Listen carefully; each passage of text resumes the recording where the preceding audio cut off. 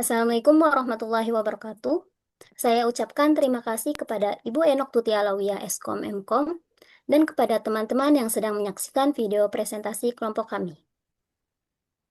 Sebelum masuk ke topik presentasi, ada pepatah mengatakan tak kenal maka tak sayang. Maka dari itu, izinkan saya selaku moderator memperkenalkan kelompok saya. Kami dari kelompok 1 dengan kode kelas 126G13. Kami beranggotakan 4 orang. Yang pertama ada saya sendiri, yaitu Nuraliza Pramudia Resta Hanum. Dan yang kedua ada Agis Sukmayadi. Ketiga ada Ravelino. Dan yang terakhir ada Raden Muhammad Nizar. Di slide yang pertama, saya akan menjelaskan latar belakang. Pertumbuhan teknologi digital telah meningkatkan pertukaran data pribadi secara masif. Sayangnya, hal ini juga meningkatkan risiko kebocoran, penyalahgunaan, dan pelanggaran data pribadi. Diperlukan regulasi dan kesadaran masyarakat untuk menjaga privasi digital. Di Indonesia, berbagai kasus kebocoran data publik menunjukkan lemahnya sistem perlindungan yang ada. Oleh karena itu, penerapan perlindungan data pribadi menjadi sangat penting untuk menjamin keamanan dan hak privasi masyarakat. Dengan adanya regulasi seperti Undang-Undang Nomor 27 Tahun 2022 tentang perlindungan data pribadi, diharapkan mampu menjadi langkah konkret dalam menanggulangi pelanggaran privasi di tengah perkembangan teknologi yang pesat. Dan slide selanjutnya akan dijelaskan oleh Ravelino. Selanjutnya, apa itu pelanggaran privasi digital? Yaitu pelanggaran privasi digital adalah tindakan yang dilakukan secara sengaja atau tidak sengaja berupa pengambilan, penggunaan, pengaksesan, atau penyebaran informasi pribadi seseorang tanpa izin atau persetujuan, khususnya dalam konteks penggunaan teknologi digital. Berikut beberapa contoh kasus kejahatan privasi digital di Indonesia. Yang pertama, ada kasus kebocoran data BPJS Kesehatan pada tahun 2021. Data pribadi sekitar 279 juta penduduk Indonesia, termasuk data warga yang telah meninggal, diduga bocor dan diperjualbelikan di forum online Rate Forums. Data yang bocor meliputi nama lengkap, NIK, alamat, nomor ponsel, hingga data kesehatan. Pelaku menawarkan contoh data secara gratis untuk menarik pembeli. Kasus ini mendapat perhatian luas, termasuk penyelidikan dari Kominfo dan BSSN. Yang kedua, kebocoran data pada Tokopedia di tahun 2020. Terjadi kebocoran pada basis data 91 juta akun pengguna Tokopedia. Data yang bocor mencakup nama, alamat email, nomor telepon, tanggal lahir, gender, dan password yang dihash. Data tersebut sempat diperjualbelikan di dark web. Meski pihak Tokopedia mengklaim bahwa password pengguna tetap aman karena dihash, ahli keamanan tetap menyarankan pengguna untuk mengganti password mereka. Yang ketiga, insiden peretasan e-hash Kementerian Kesehatan pada tahun 2021. Sistem Electronic Health Alert Card atau EH milik Kementerian Kesehatan yang digunakan untuk tracing COVID-19 pada pelaku perjalanan mengalami dugaan kebocoran data. Data yang terekspos termasuk informasi pribadi, hasil tes COVID-19, nomor password, hingga riwayat perjalanan.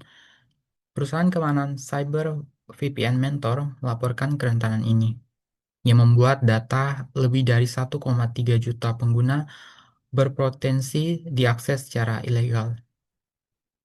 Yang keempat atau yang terakhir, kebocoran data registrasi SIM card pada tahun 2022. Sebuah akun di forum Bridge Forums mengklaim menjual 1,3 miliar data registrasi SIM card di Indonesia. Data yang ditawarkan mencakup nomor induk kependudukan, nomor kartu keluarga, nomor telepon, operator seluler, hingga tanggal registrasi. Slide selanjutnya akan disampaikan oleh Nisar. Oke, baik. Motif pelanggaran privasi digital itu ada pertama, motif ekonomi. Motif ekonomi merupakan pelanggaran privasi yang seringkali dilakukan untuk keuntungan finansial. Penjualan data pribadi pengguna seperti nomor telepon, email, atau informasi kartu kredit. Merupakan aktivitas yang menguntungkan bagi pelaku di pasar gelap. Nah, misalnya data yang diperoleh dapat digunakan untuk pemasaran ilegal atau penipuan berbasis teknologi seperti phishing. Yang kedua, ada motif pelanggaran privasi digital yang bersifat politik. Motif politik ini, dalam beberapa kasus, data pribadi digunakan untuk kepentingan politik, seperti memanipulasi opini publik atau melakukan kampanye negatif terhadap individu atau kelompok tertentu. Penggunaan data pribadi secara tidak sah untuk profil target di media sosial menjadi salah satu contoh nyata dari motif ini. Dan yang terakhir, motif kriminal. Motif kriminal merupakan penyalahgunaan data pribadi untuk tindakan kriminal, yang juga menjadi salah satu motif utama. Contohnya adalah pencurian identitas, yang memungkinkan pelaku menjalankan berbagai bentuk penipuan seperti pengajuan kredit atas nama korban atau melakukan transaksi ilegal. Contohnya kasus kejahatan di dunia maya atau cybercrime di Indonesia sudah berlangsung cukup marak. Meskipun ini tidak selalu terekspos luar di media sosial, ironisnya dalam beberapa bidang pelaku dari Indonesia justru menunjukkan prestasi yang tidak membanggakan, yang terutama peretasan pembobolan data hingga kejahatan berbasis kartu kredit. Penyebab utama terjadi pelanggaran privasi di era digital. Seiring dengan meningkatnya penggunaan teknologi digital dalam berbagai aspek kehidupan, risiko pelanggaran privasi semakin sulit dihindari.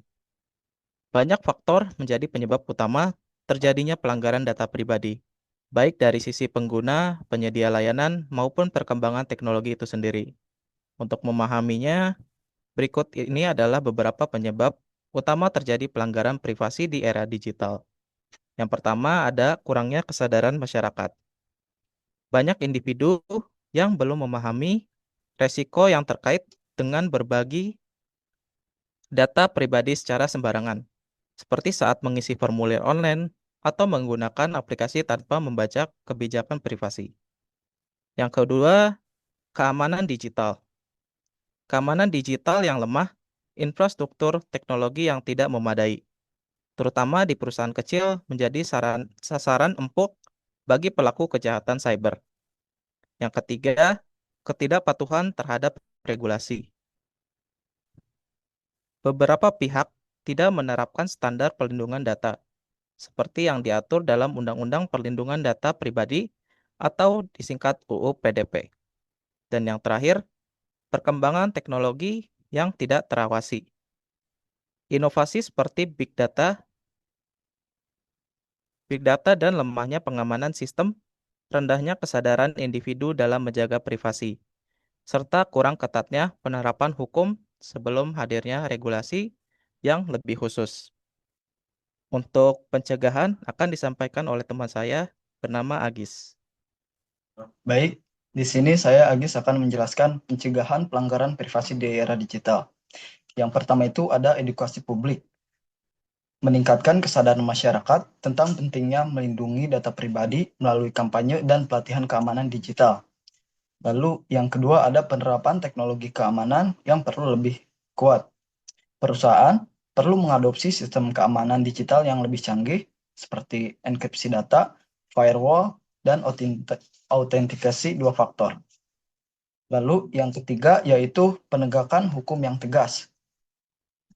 Pemerintah harus memastikan penerapan UU PDP secara konsisten dengan memberikan sanksi berat kepada pelanggar. Lalu yang keempat, kolaborasi antara pemerintah dan swasta. Sinergi antara sektor publik dan swasta untuk membangun infrastruktur keamanan yang lebih baik dan memperkuat regulasi. Dan yang terakhir, yang kelima, yaitu riset dan pengembangan teknologi. Investasi dalam teknologi perlindungan data untuk terus mengatasi tantangan baru yang muncul di dunia digital. Baik, selanjutnya saya akan memberikan kesimpulan. Data pribadi telah menjadi aset berharga yang tak ternilai. Sayangnya, kemajuan teknologi tidak selalu diimbangi dengan kesadaran akan pentingnya privasi digital. Kebocoran informasi, penyalahgunaan data oleh pihak ketiga yang tidak bertanggung jawab, dan lemahnya sistem keamanan menjadi ancaman bagi masyarakat. Pelanggaran privasi tidak hanya berdampak pada aspek keamanan individu, tetapi juga dapat merusak kepercayaan publik terhadap sistem digital itu sendiri. Sebagai bentuk perlindungan, kehadiran Undang-Undang Perlindungan Data Pribadi atau yang disingkat UU PDP menjadi langkah penting dalam menegakkan hak privasi warga negara Indonesia. Namun, regulasi saja tidak cukup.